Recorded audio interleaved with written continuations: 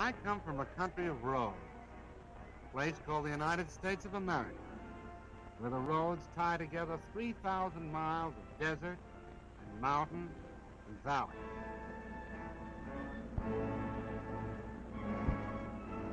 Because of the automobile, Americans who live 100 miles from each other are as close neighbors as the man next door.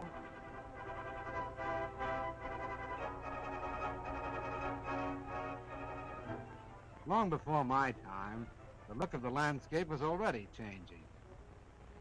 Men were dreaming about new cities of long avenues and wide spaces to live in. These cities were planned. They were even built. But in miniature, only. Because this dream, like every other dream of a free people, was threatened, the men of my country went to war.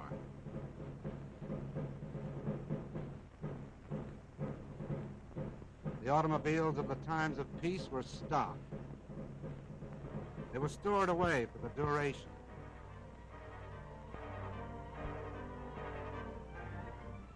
A new kind of army mule on wheels was needed to keep up with the motor divisions that took to the highway. And that's what I was going to be. The job of figuring me out was given to the automobile industry.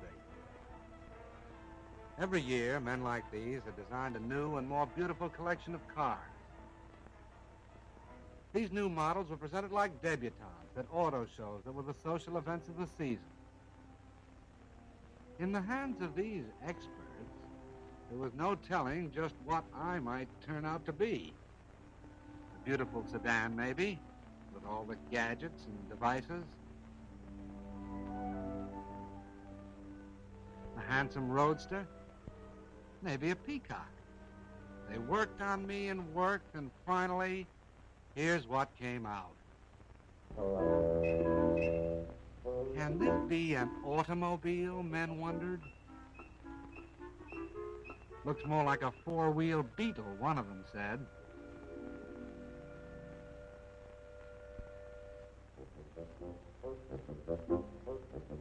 No, I wasn't too proud of myself back there at the start when the Army first looked me over. Then they sent me out on the road. They tried to drown my motor, but my ignition was set too high for that. They tried to break my back on roller coaster roads. When I held together, it looked as if the Army and I might somehow get along, because they gave me a nickname. From the words general purpose, they took the G and the P. They called me Jeep. It sounded more like a noise than a name. Then it really began. I was sent out on maneuvers. This Army was getting tough. Could I keep up with them? Was I good enough? How did I know? All I could do was keep my fenders straight, my gears grinding, and hope for the best.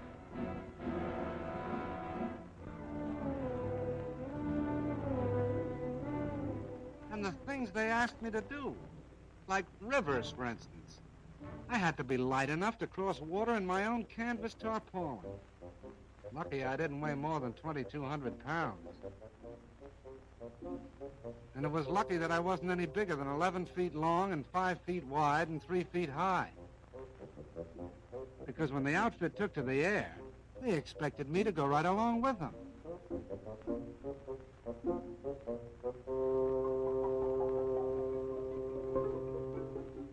One day it'd be airplanes.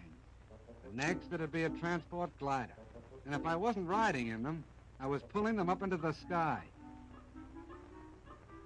Lucky I was 60 horsepower strong.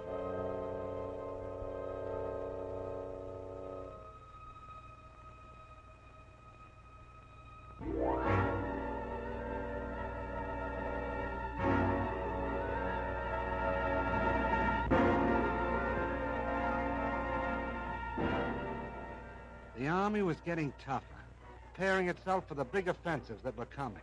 And I had to get tougher to keep up.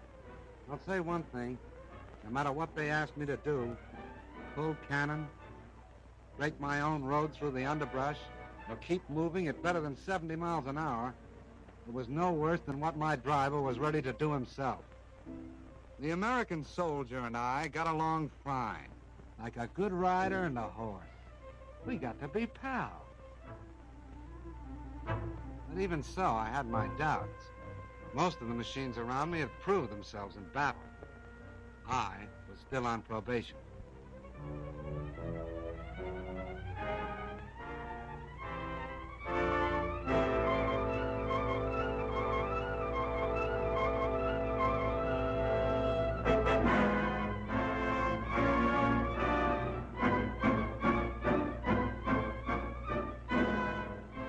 I did about everything a machine could do to stick with that army. Stood up to gunfire. Mounted a gun of my own. I laid down smoke to hide the tanks that followed. I helped out wherever I could.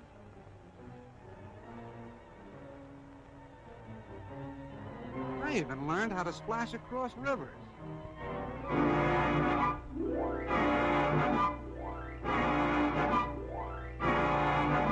With a boat arrangement built around my middle. But I didn't know yet whether I was accepted until all of a sudden I found myself in mass production.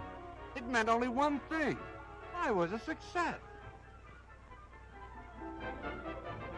I was getting turned out one every 2 minutes. 30 Jeeps an hour. What do you think of that?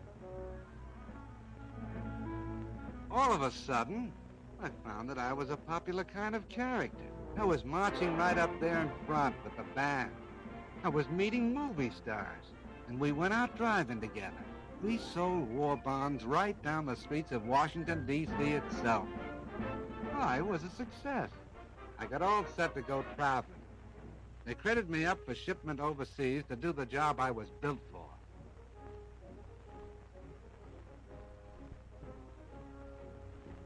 I was sent over by the thousands. And I traveled with the guy I liked best, my pal, the soldier. Wherever he goes, I go. And let me tell you, we land together on a lot of different shores.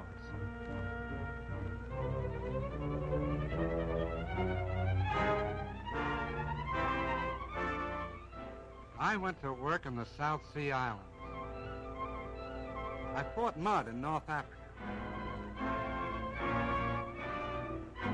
I went sightseeing in Egypt. And in China, I teamed up with General Stilwell, with General Chennault and his Flying Tigers. I kept from freezing up in Alaska and from boiling down in Timor. I traveled with General MacArthur in New Guinea. I was a success. I hobnobbed with famous people, like Wendell Willkie, with King George, and Queen Elizabeth. I went out with presidents. I was with Mr. Roosevelt in Casablanca. And I was part of the victory in North Africa. I was a success. But the thing that makes me a success most of all is this. I've made a friend. I mean the soldier. Wherever you see one of us, the other won't be far behind. And that goes for now, when we're getting together, and for after the war, when we'll be building together. Because the rumor is going around that the Jeep is here to stay.